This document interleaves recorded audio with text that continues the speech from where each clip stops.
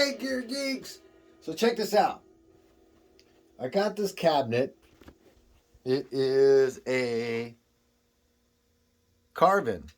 I've had this thing. It's a fuzzy. I'm really not into fuzzy cabinets, but it's a 15-inch cabinet that I've had for, I don't know, 20 years. But it's about 19. I dated the speaker. I think it's like the late 80s. So, speaker doesn't sound that good. The cabinet is really heavy, so since it's not going anywhere, um, it's okay. It's got killer connections in the back. You can see how dusty it is. But I'm running a 410 and speaker cabinet for my bass through the Aguilar Tone Hammer 700.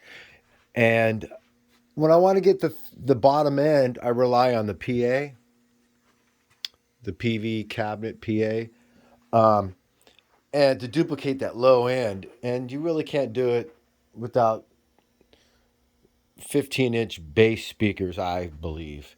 And even though my PA speakers are 15-inch, those are all around speakers, all season speakers, for the snow, the rain, and the winter. But so I was going to buy a new cabinet, and I looked, and they're very expensive. So I went out and bought a replacement speaker. I bought the Pulse 15 by Celestion. It's $150. Really wasn't that expensive. And I figured, for you gear geeks like me, you would see what it's like and how easy it is just to change the speaker out. So I figured the cabinet's really heavy, the wood's really old, really thick. The speaker is the only thing that really needs to be replaced. So let me show you here.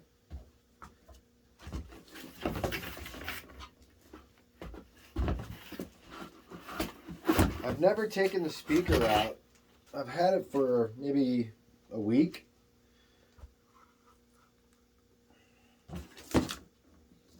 It's boxed up very well. The speaker was, like I said, $150. I've already kind of went through this. I took the grill off with some screws. It was really simple.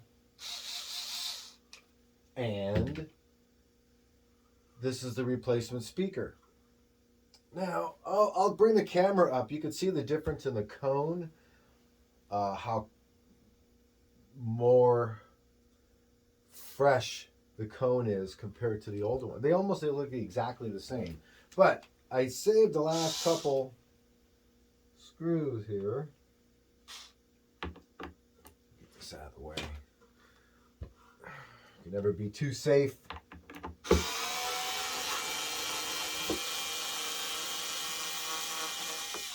So it was literally one of these things.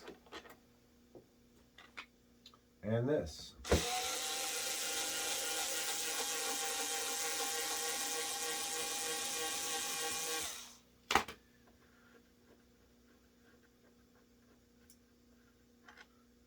The outer screen was like 6 screws or 8 screws. The inner was only 4 or 5. And I'll tell you, very heavy. And I dated it 1980. 1980. Carvin. The PS. Here, let me get this thing here. Grab the phone. So it's the Carvin PS15C. Now, this one's 500 watts, made in USA, 8 ohms. The new one is 400 watts, 8 ohms. I believe made in China. So, as you see, I opened this up, and look how thick this wood is. The newer cabinets are really thin. The wood's not that thick. Heavily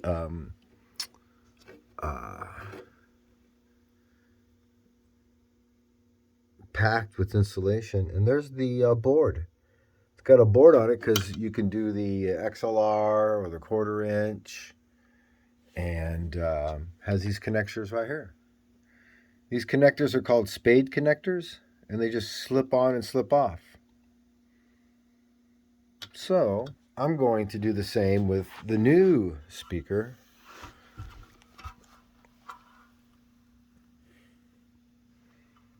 Where is the connectors? Oh, there they is. So I'm going to put those connectors on there. Same kind of connectors. Pulse 15. Right here it says 400 watts at 8 ohms. And if you look here, let me flip these things over. Well, here, let me show you. These things just slip right on. And they slip right off. So you don't have to pay anybody to do that. But if you look, these things are really identical.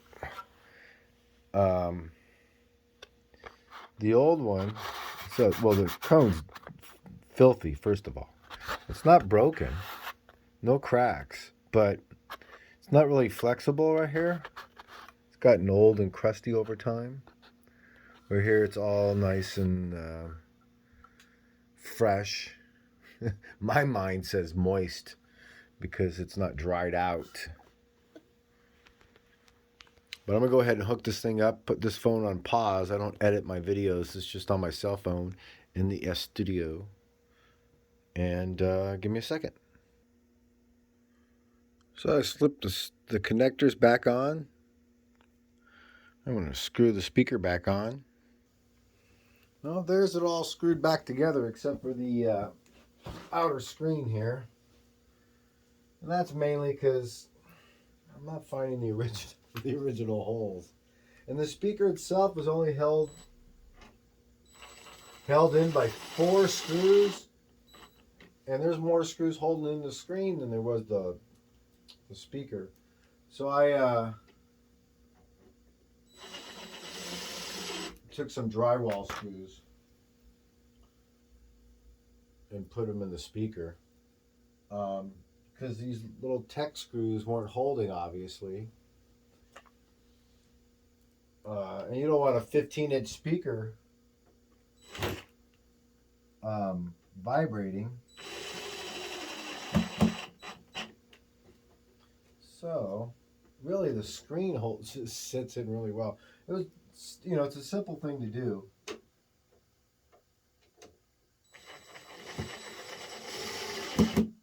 I'm just zipping these last couple with my recorder running, just so you could see. I think that's a hole right there.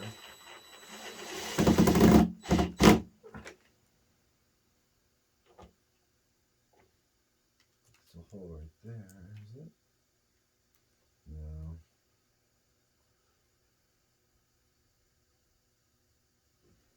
Sure would like to find the pre-existing holes and not just start screwing in new holes, but not finding any. Very few, I should say.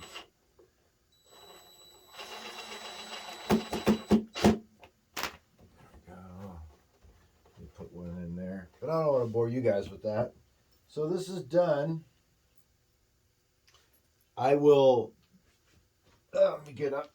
What I'm going to do next is I will run this thing with the Ampeg and let you hear it. But this video is already 10 minutes long, and I just wanted to show you how simple that can be done and reuse your cabinet. So now my Carvin has a Celestion in it. Right on, Gear Geeks. Hope that worked out good for you. It did for me. And until next time, you will see the follow-up. Take care.